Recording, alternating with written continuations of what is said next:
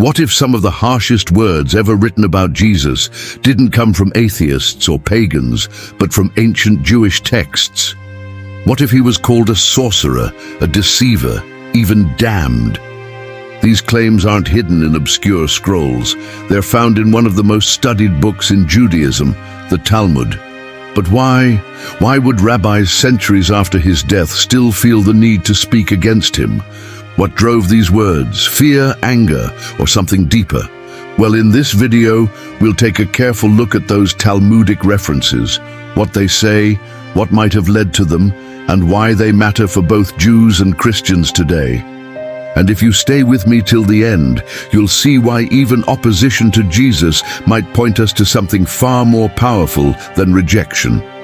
If you are new here, I invite you to subscribe. We reveal biblical and Christian truths like you have never seen before. Now, to understand these ancient comments about Jesus, we first need to understand what the Talmud actually is. The Talmud isn't a single book. It's more like a vast library. It's made up of two main parts. The Mishnah, which was compiled around 200 CE, and it records Jewish oral laws. The other part is the Gemara, completed around 500 CE, which adds layers of rabbinic discussion and interpretation. Together they form the Talmud, a central text in rabbinic Judaism. But it's not uniform. The Talmud contains legal rulings, ethical debates, stories, allegories, even humor and satire. And unlike the Torah, which is considered divine revelation, the Talmud is post-biblical. It's human commentary on how to live out the law. As Jewish scholar Daniel Boyarin puts it, the Talmud is not a book, it's a conversation.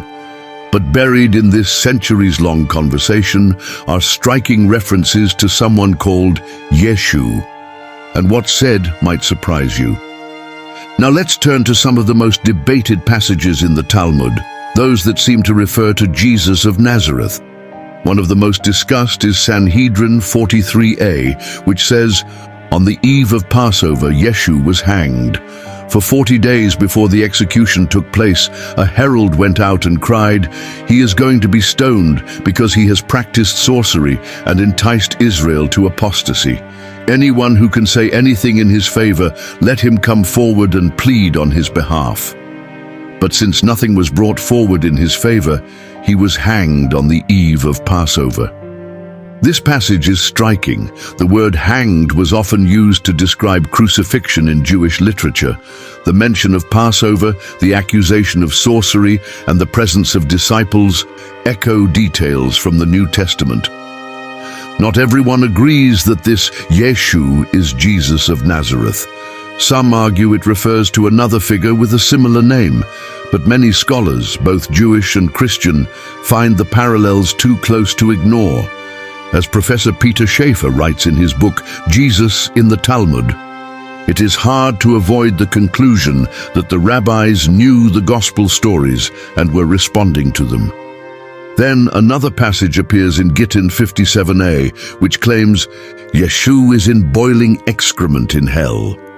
This statement is deeply offensive and shocking to modern ears, but scholars believe it likely emerged as a polemical response to Christian dominance and persecution during the early centuries of the Church.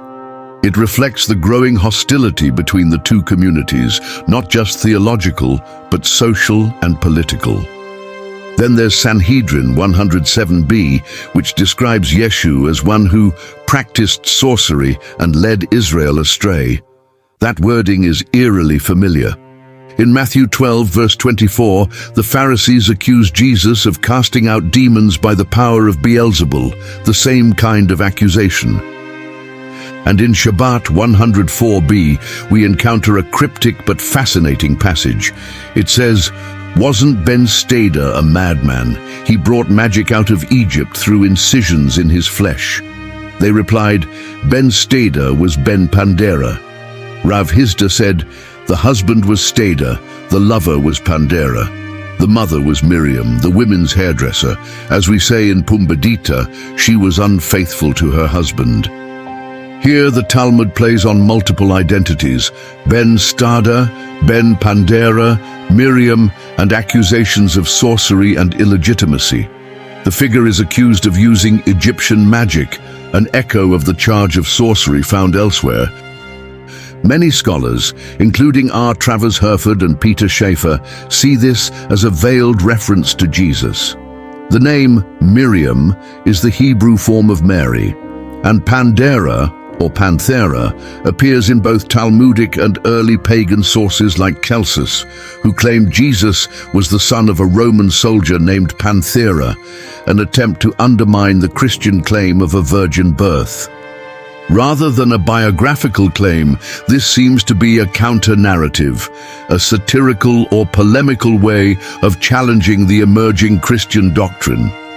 As you can see from across these passages, the pattern is clear.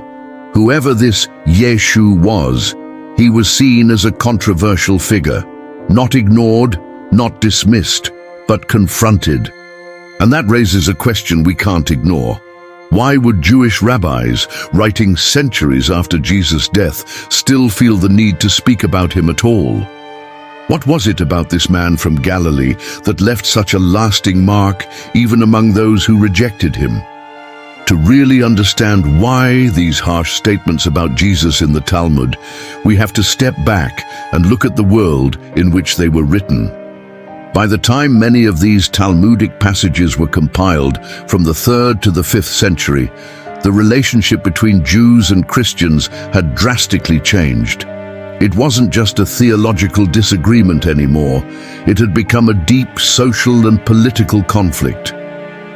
In the first few centuries after Jesus, Christianity was still seen by many as a sect within Judaism. But as the Christian movement grew, especially after gaining state backing under Constantine in the 4th century, it began to pull away and define itself in contrast to Judaism. And with that came hostility. Jews were increasingly accused of being Christ killers, a charge that led to growing pressure, exclusion, and even persecution. In some places, synagogues were burned, Jewish voices were silenced. The Church Fathers, influential Christian thinkers like Justin Martyr, Tertullian, and John Chrysostom, wrote extensively against Judaism, often portraying Jews as blind, cursed, or stubbornly resistant to the truth. In this climate, some rabbinic responses found in the Talmud were not written from a place of power, but of vulnerability. They were defensive, coded, even satirical responses to the rising influence of Christianity, a way to push back against a growing movement that was not only claiming their scriptures, but in their eyes, redefining their God. As Jewish scholar Daniel Boyarin puts it in the Jewish Gospels, these texts are not straightforward history, but counter-narratives crafted in response to rising Christian claims. In other words, they weren't just attacking, they were reacting, trying to protect their identity, their tradition, and their place in a world where Christianity was rapidly becoming dominant.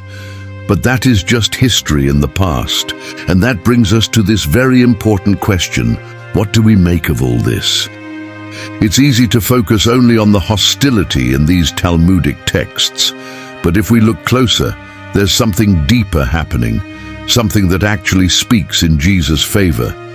Opposition, in many cases, is a form of testimony. The Talmud doesn't say Jesus never existed. It doesn't call him a myth or a fabrication. Instead, it accuses him of sorcery, of leading people astray, and of having disciples. These are not denials of his power, they're reinterpretations of it. In fact, the charge of sorcery is striking. It tells us that even his enemies believed he performed signs. They just claimed it was by dark power. And that mirrors what we see in the New Testament, where the Pharisees say, "It is by Beelzebul, the prince of demons, that this man drives out demons." Matthew 12, verse 24. They couldn't deny his miracles, so they challenged the source. And that brings us to a powerful point. People don't fight what they find irrelevant. You don't write counter-narratives about nobodies. You don't preserve warnings about people whose influence has faded. In conclusion, the Talmud's words are many things, complicated, layered, even painful at times.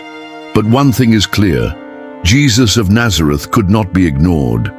Whether described with reverence or hostility, whether called Messiah or deceiver, his presence demanded a response. And that hasn't changed. 2,000 years later, he still divides opinions. He still provokes questions. He still draws people, some to worship, some to reject.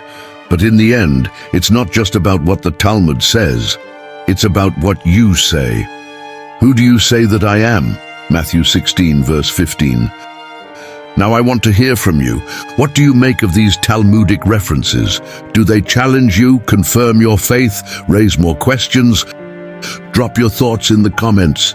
And if you found this video insightful, don't forget to like, subscribe, and share it with someone who's curious about Jesus in unexpected places. Thanks for watching, and see you in the next video.